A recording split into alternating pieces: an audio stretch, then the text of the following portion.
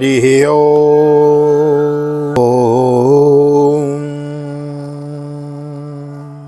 जय श्री राधे, जय श्री कृष्ण। आप सभी को हृदय से प्यार भरी राधे राधे।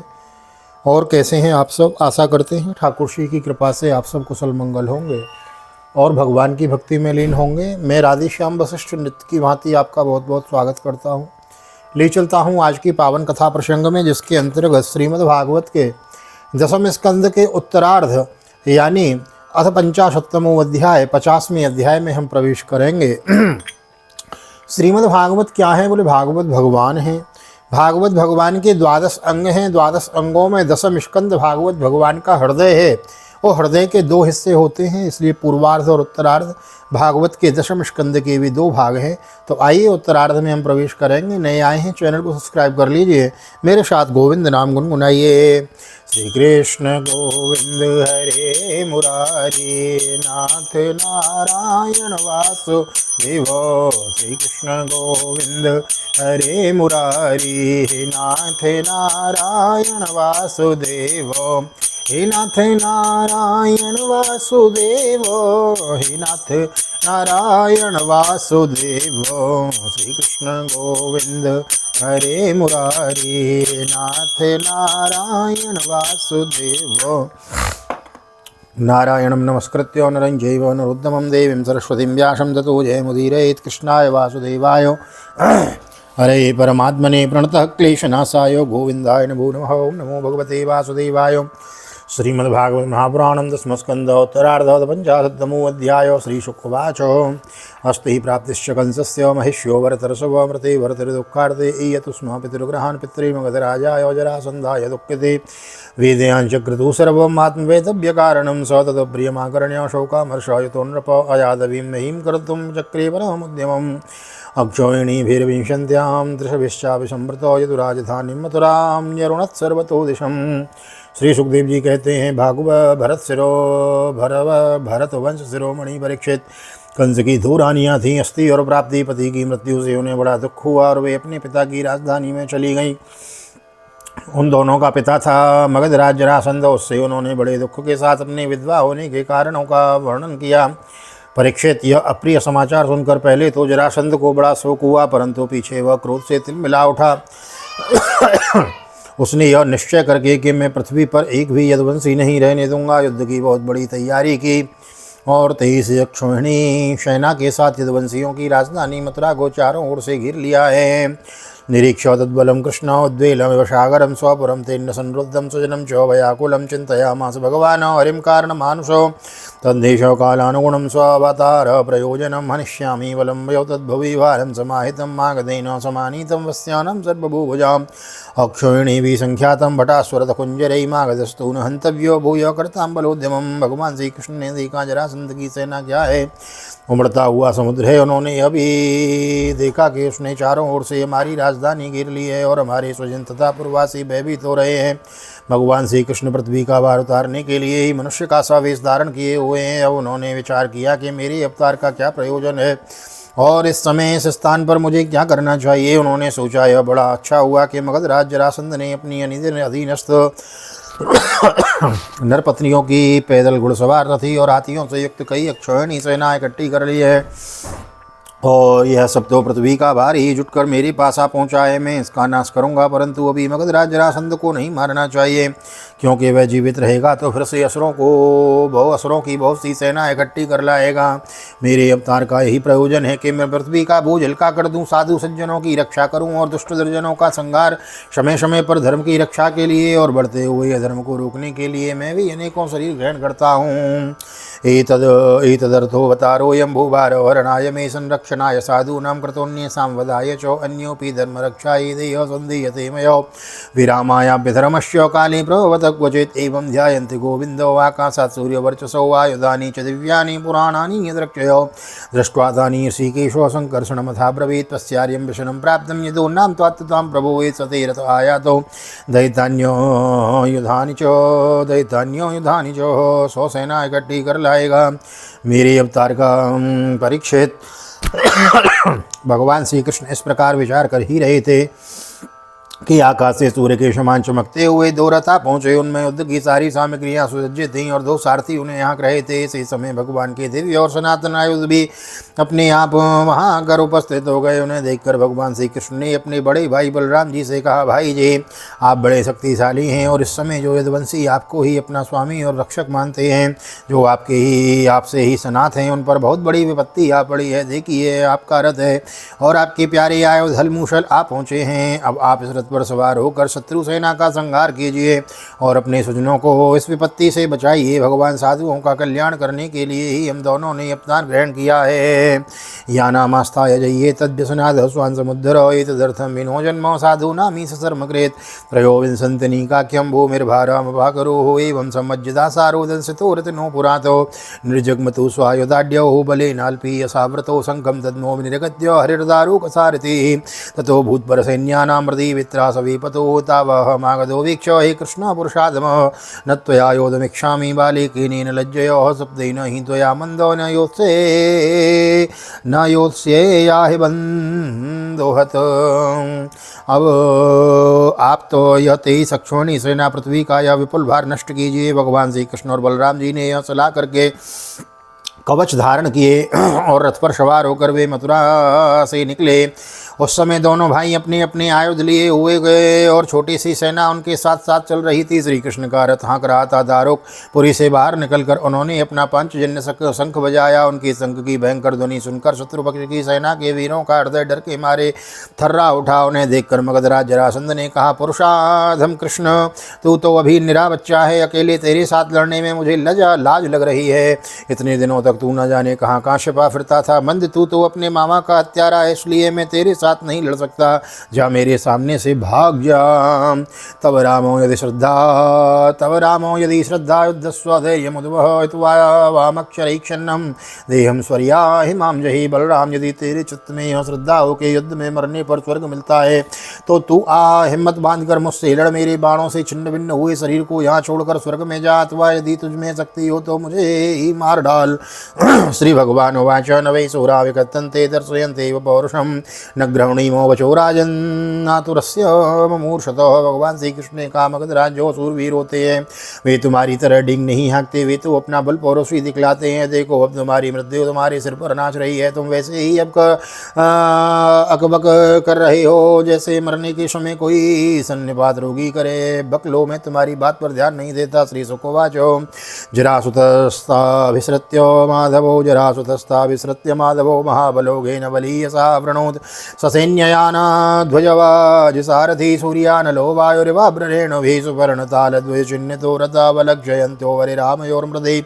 श्रियो पुराट्टालकहर्म्य गोपुरं समाश्रिता सम्ममुहुः सुचार्दितो हरिपरानीकयो मोचामोहो श्रीलीमुखात्युल्यवणवर्षपीडितं सुसैन्यमालोक्य सुरासुरार्चितं व्यस्फूर्जयञ्चाग्रसरासरोत्तमं ग्रहणन्निशाङ्गादतसान्ददक्षराद्विकृष्य मुञ्चक्षितबाणपूगान् जगरतान् कुंजरवाजपत्तेन निरंतरम यद्वललां चक्रम। श्री सुखदेव जी कहते हैं, परीक्षित, जैसे वायु बादलों के सूर्य को धुएं से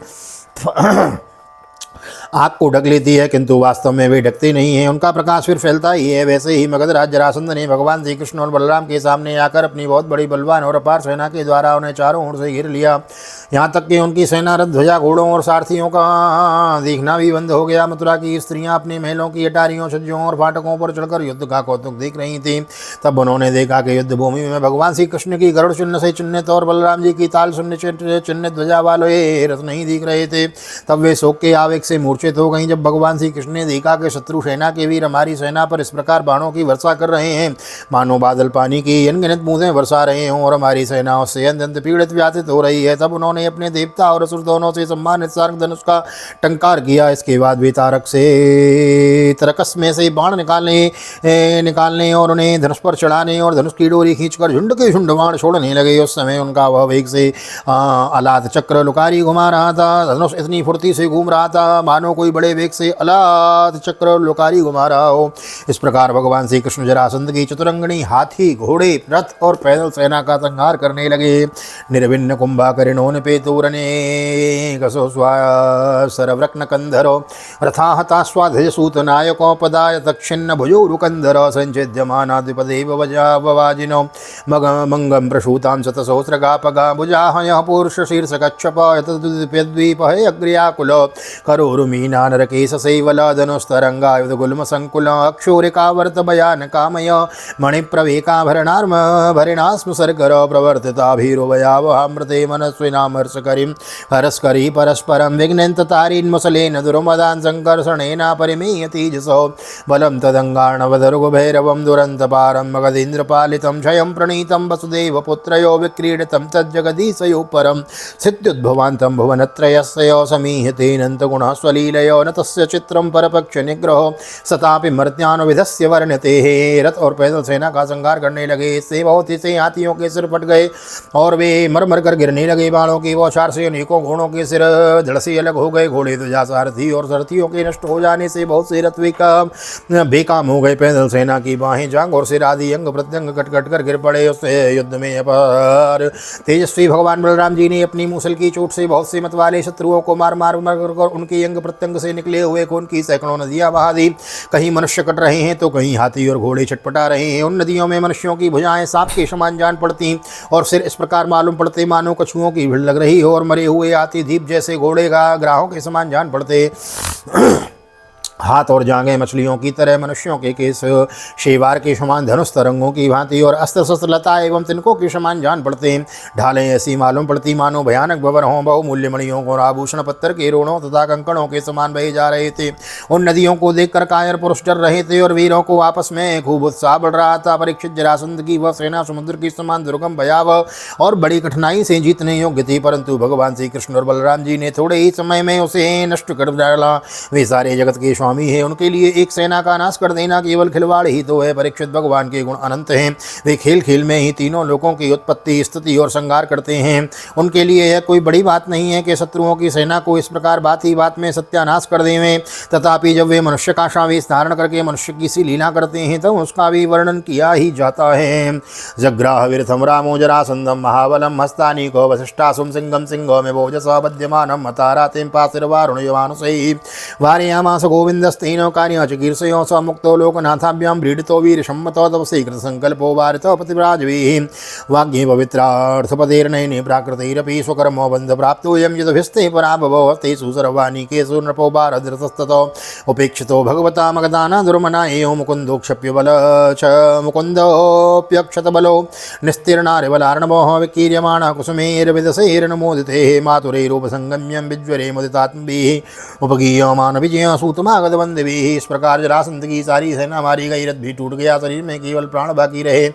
तब भगवान श्री बलराम जी ने जैसे एक सिंह दूसरे सिंह को पकड़ लेता है वैसे ही बलपूर्वक महाबली जरासंध को पकड़ लिया। जरासंध ने पहले बहुत सी विपक्षी नरपतियों का वध किया था, परंतु आज से बलराम जी वरुण की फांसी और मनुष्य की फंदे से बांध रहे थे। भगवान श्री कृष्ण ने यह सोचकर कि यह छोड़ दिया जाएगा तो और भी सेना इकट्ठी करके लाएगा तथा यह सहज ही पृथ्वी का भार उतार कर सकेंगे, बलराम जी को रोक दिया। बड़े बड़े सूरवीर जरासंध का सम्मान करते थे, इसलिए उसे इस बात पर बड़ी लज्जा मालूम हुई कि मुझे श्री कृष्ण और बलराम ने दया करके दीन की भांति छोड़ दिया है। अब उसने तपस्या करने का निश्चय किया, परंतु रास्ते में उसके साथी नरपतियों ने बहुत समझाया। राजन यदुवंशियों में क्या रखा है, वे आपको बिल्कुल भी पराजित नहीं कर सकते हैं। आपके प्रारब्ध वस्तु नीचा दिखना ही पड़ेगा। उन लोगों ने भगवान की इच्छा फिर विजय प्राप्त करने की आशा आदि बतलाकर और लोकों दृष्टांत एवं मुक्तियाँ देकर यह बात समझा दी कि आपको तपस्या नहीं करनी चाहिए। परीक्षित उस समय मगधराज जरासंध की सारी सेना मर चुकी थी। भगवान बलराम जी ने उपेक्षा पूर्वक उसे छोड़ दिया था।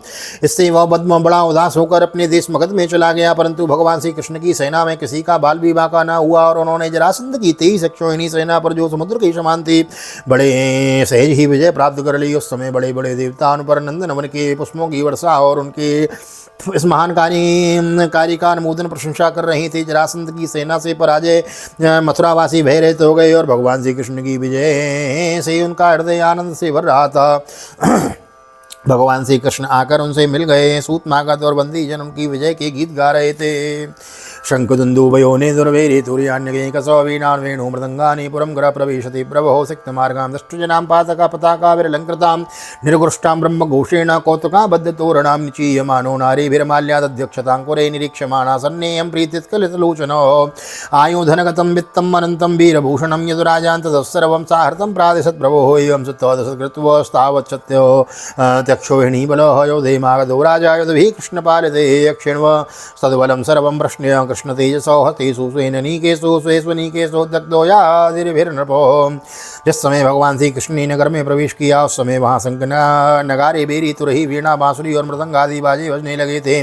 मथुरा की एक एक सड़क और गली में छिड़काव कर दिया गया था। चारों ओर रस्ते थे, नागरों की चहल पहल थी। सारा नगर छोटी छोटी झाड़ियों और बड़ी बड़ी विजय पताकाओं से सजा दिया गया था। ब्राह्मणों की वेद ध्वनि गूंज रही थी और सब पूरा आनंद उत्सव के सूचक बंधन बार बांध दिए गए थे।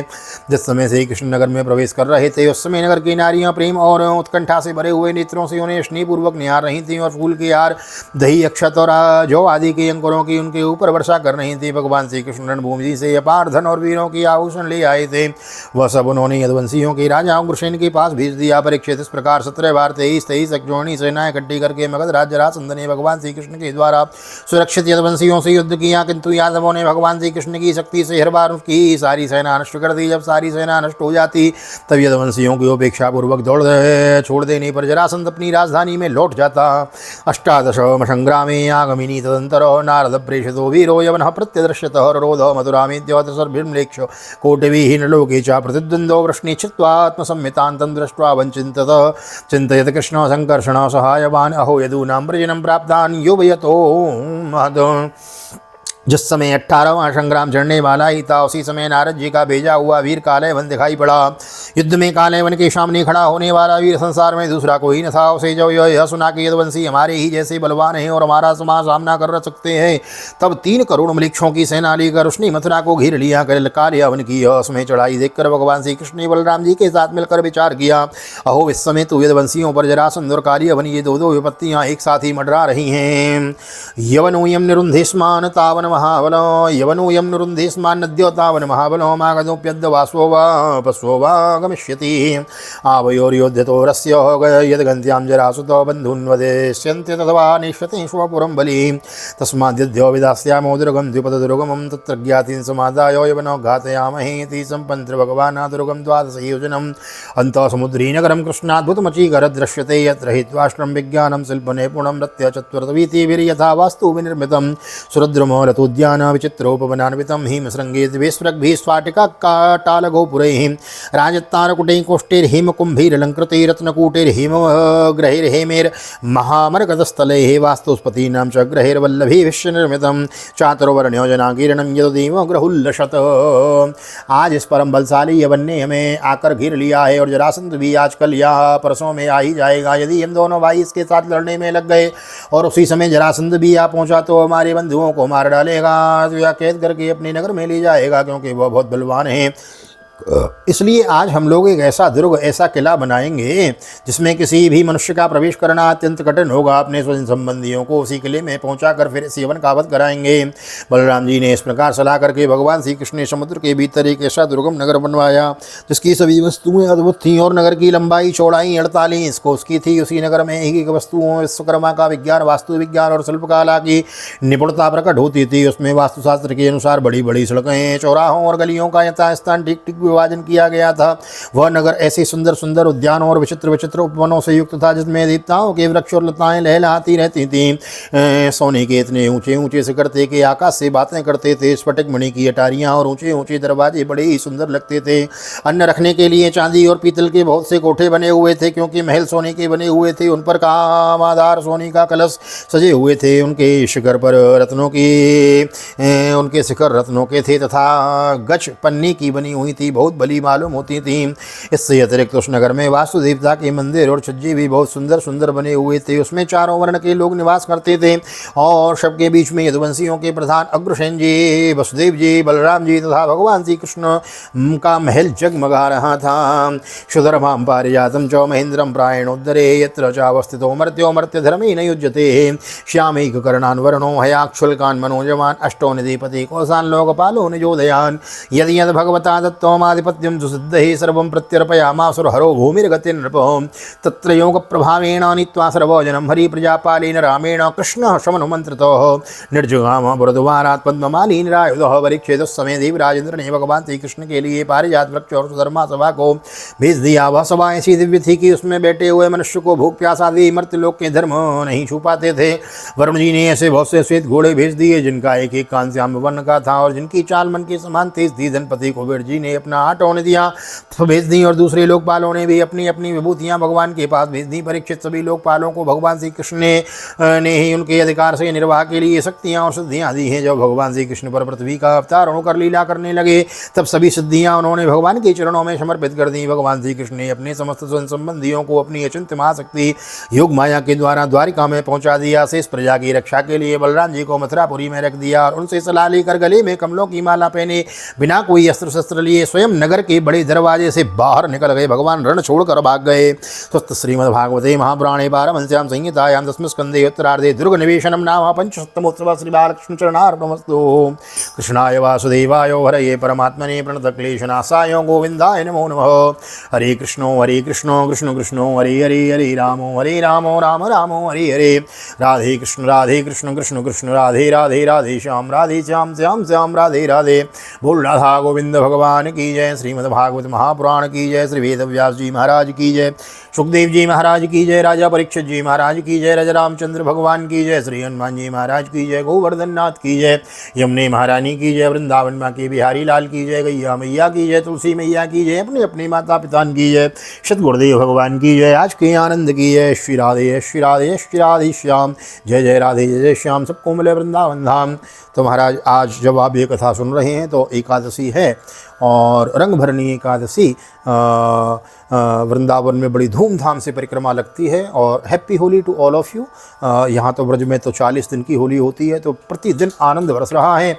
अभी होलाष्टक चला हुआ है। आप भी मानसिक रूप से ब्रज की होली का आनंद ले लें और तमाम वीडियो उपलब्ध हैं तो ब्रज की होली का आप मानसिक रूप से आनंद लें। भागवत की कथा मैं आपको नित्य श्रवण करा ही रहा हूँ। मिलते हैं अगली वीडियो में। तब तक के लिए श्रीधाम वृंदावन से आप सभी को, हाँ नए आए हैं तो चैनल को सब्सक्राइब जरूर कर लें। चैनल सब्सक्राइब किए बिना न जाए। मिलते हैं अगली वीडियो में। तब तक के लिए श्रीधाम वृंदावन भागवत निकेतन ठाकुर जी का दर्शन करते हुए आप सभी को हृदय से प्यार भरी जय श्री राधे जय श्री कृष्ण हरि ओम।